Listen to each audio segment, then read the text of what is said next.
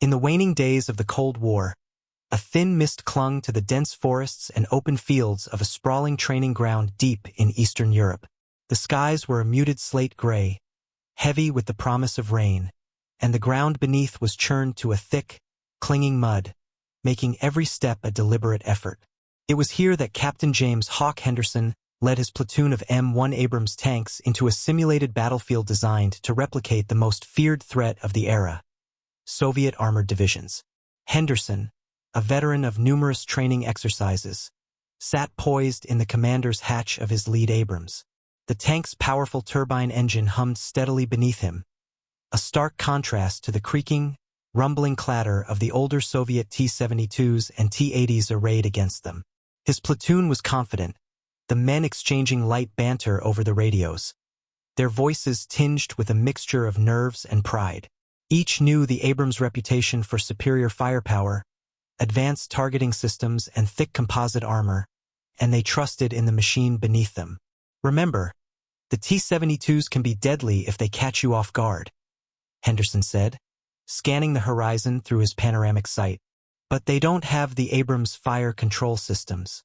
Keep your heads on a swivel and engage only when you're sure." The intelligence reports had been clear. Soviet forces in the exercise had deployed large units equipped with their latest tanks, practicing tactics honed over decades of armored warfare doctrine. They were not to be underestimated. Command had issued strict orders to proceed cautiously, to avoid heavy confrontation in the opening phase, and to focus on gathering intelligence for a coordinated strike to come. This was a test not just of firepower, but of strategy and patience.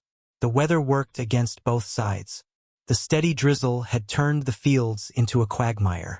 Tracks sank deep into the mud, slowing their advance and threatening to bog down even the most powerful vehicles. Henderson's crew worked with practiced efficiency, adjusting throttle settings and monitoring engine temperatures, aware that pushing too hard could lead to mechanical failure far from friendly support. "Visibility is limited," the radio crackled. "Keep tight formations and use the terrain to your advantage." As the platoon crossed into the contested zone, the tension tightened. The once familiar landscape became a chessboard of concealed positions and shadowed treelines. Soviet tanks were reported to be lurking ahead, their crews well-versed in ambush tactics. Henderson's Abrams moved slowly, seeking hull-down positions where only their turrets would be exposed, minimizing the risk of enemy fire. The crew inside the lead tank remained silent, the hum of instruments and quiet commands filling the confined space.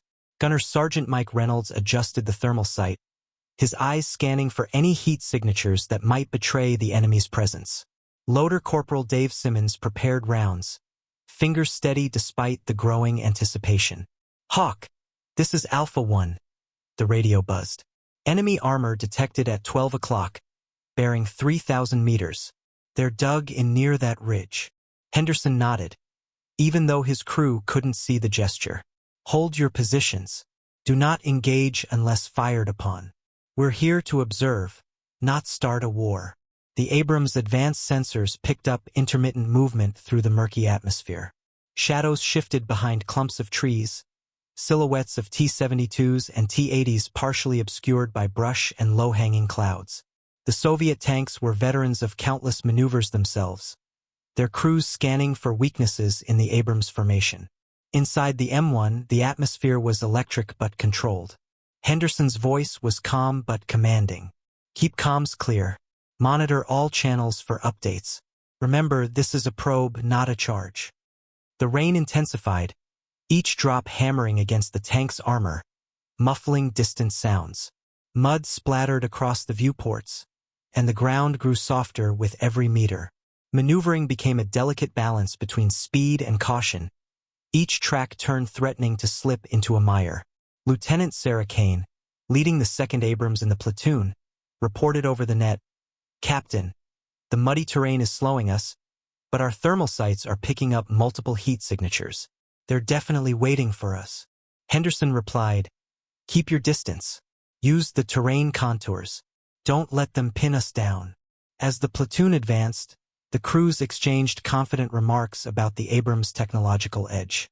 The tank's fire control system, with its laser rangefinders and ballistic computers, allowed for rapid target acquisition even in the poor weather conditions.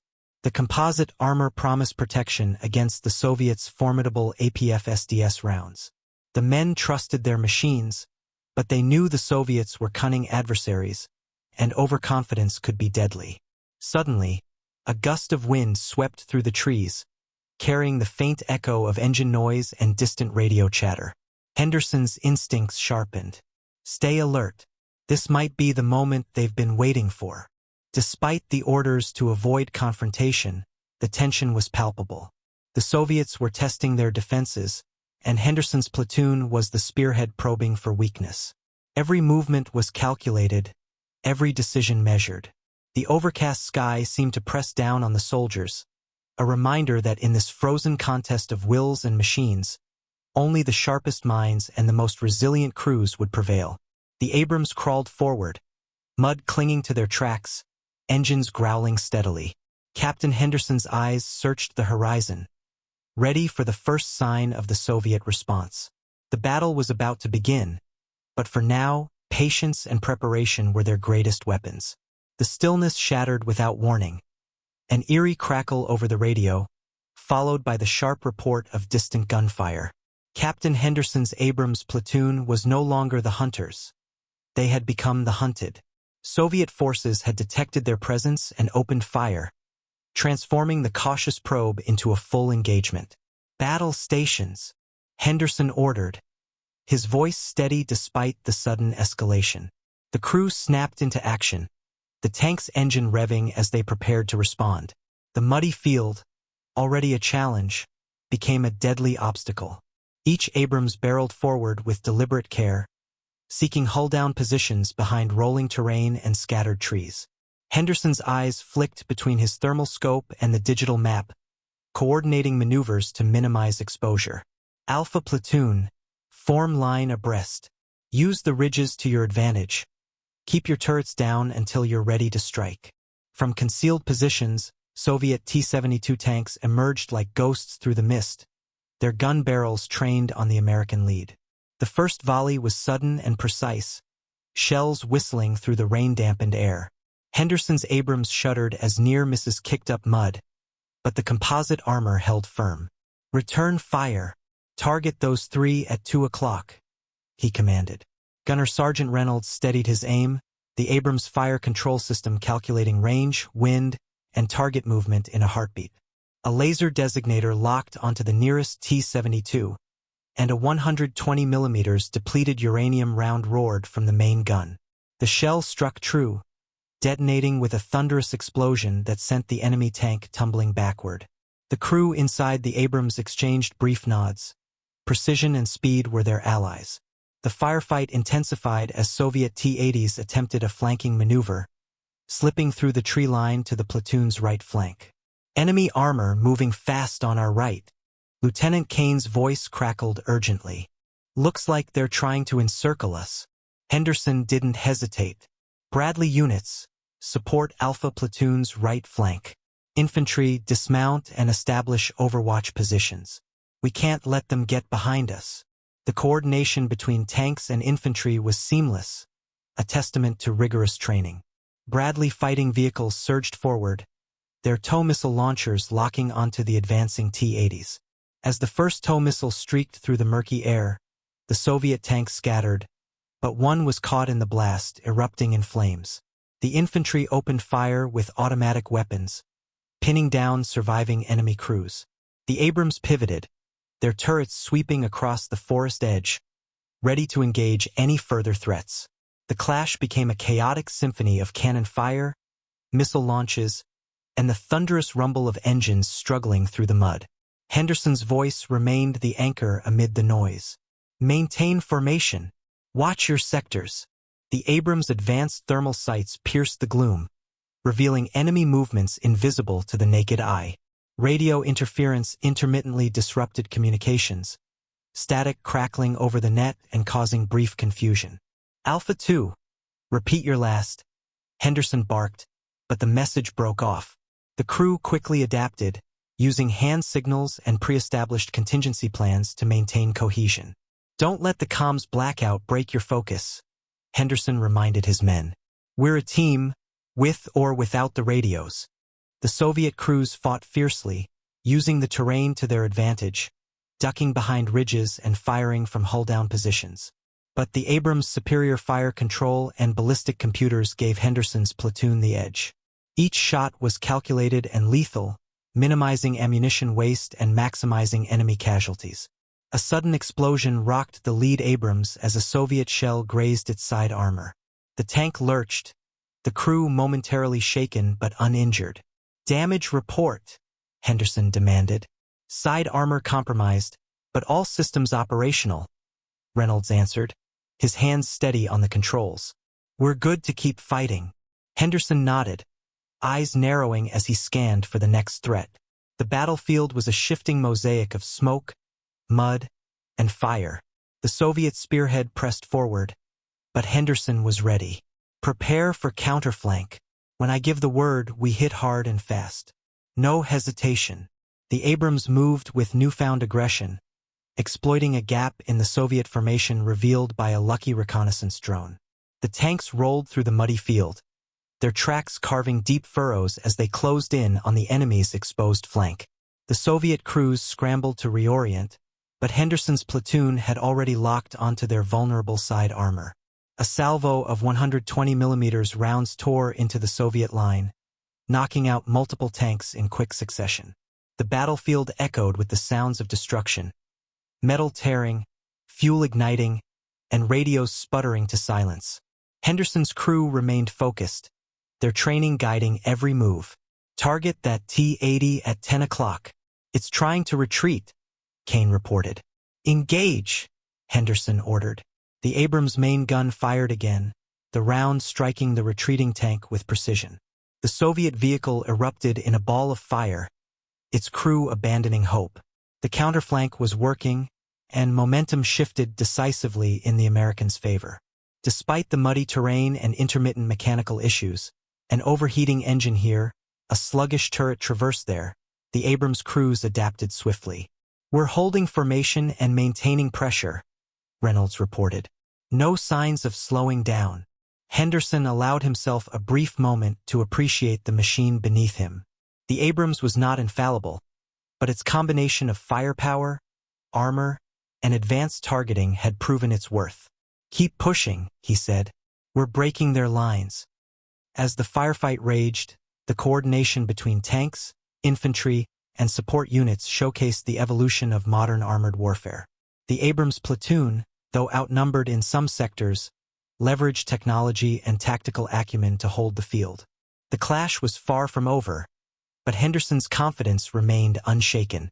"Stay sharp, everyone. This is what we trained for." The battlefield lay smeared with smoke and mud, dotted with the wreckage of Soviet tanks and scorched earth where their missiles had struck. Despite the grueling conditions, Captain Henderson's Abrams platoon pressed forward, exploiting every mistake the enemy made. The Soviet forces, though formidable, were beginning to unravel under the relentless pressure of Western technology and tactics. "Enemy formations are breaking up," Lieutenant Kane reported, her voice steady over the radio. "They're pulling back in disarray." Henderson surveyed the shifting landscape through his thermal sight. The Soviets had attempted to regroup, but their lines were fragmented, their morale visibly shaken. The Abrams had systematically dismantled their armored spearhead, each tank's destruction a testament to the crew's precision and discipline. "Prepare for a counterflank maneuver," Henderson ordered. "We'll cut off their retreat and finish this." The decision was bold but necessary. The terrain, slick with rain and churned by battle, offered narrow corridors for movement, but Henderson's crews had proven adept at adapting. Engines roared as the Abrams shifted formation, turning their turrets to cover all angles, ready to strike swiftly. Mechanically, the Abrams had held up better than expected. A minor hydraulic leak on one tank was patched quickly, and overheating concerns were managed by throttling engine output during lulls in the fighting. The crew's ability to maintain their vehicles under fire was as crucial as their marksmanship. "Alpha 3, report status," Henderson called. "Operational, Captain. Ready to engage," came the crisp reply. With the platoon poised, Henderson led the charge. The Abrams surged forward, their tracks carving through the mud, their 120mm cannons blazing. Soviet tanks, caught off guard by the sudden assault, offered scant resistance. One by one they fell, an inferno of steel and fire marking each kill. In the chaos, Henderson's leadership shone. His commands were precise and timely, synchronizing the platoon's movements with the supporting infantry and Bradley units. Communication lines, though strained by intermittent interference, held firm under his steady guidance. "Target that cluster at 11 o'clock, he ordered, spotting a group of 17 enemy tanks attempting to regroup behind a ridge. The Abrams crews responded instantly. Each tank's main gun tracked the targets with unerring accuracy. Within moments, the ridge was engulfed in explosions as shells found their marks. The enemy tanks were annihilated before they could mount any effective defense, their crews forced to abandon their vehicles amid the carnage. The destruction was decisive. The Soviet armored threat was neutralized in this sector, their offensive capability shattered.